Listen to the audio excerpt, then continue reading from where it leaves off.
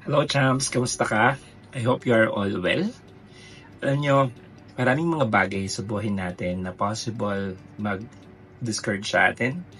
Yung mga bagay sa buhay natin na possible maramdaman natin sa mga heart natin, sa puso natin, emotionally, mentally, physically, spiritually. And there will be moments na itong mga bagay na to will be so painful for us to take. And there's gonna be a lot of question na maiisip natin, mga lulutang na mga tanong sa isipan natin. But don't get confused.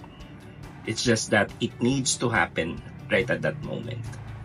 May mga panahon, may mga situation na minsan, mga tao to na mahal natin sa buhay, mga taong close sa atin, importanteng mga tao sa buhay natin.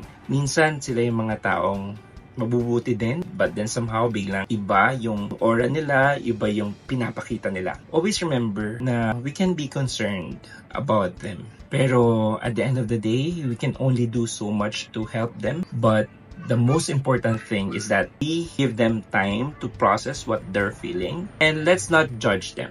Let's just be the person who they know who we are.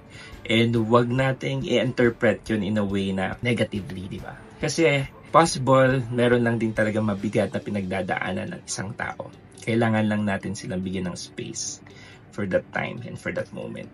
Pareho din naman natin, may mga panahon, sitwasyon na gusto lang din natin mapag-isa, gusto lang natin tumahimik for a moment and bigyan ng oras yung mga sarili natin para mai-process yung mga bagay na mabibigat. So sa mga tao na may pinagdadaanan na ganyan, I hope you will do something, you will really allow yourself to recover from that situation and hindi siya mag-lead sa decision na hindi maganda sa buhay natin. Yung magiging reckless tayo with our decisions because we are experiencing that emotional turmoil or yung kaguluhan sa ating mga isipan at sa ating mga nararamdaman.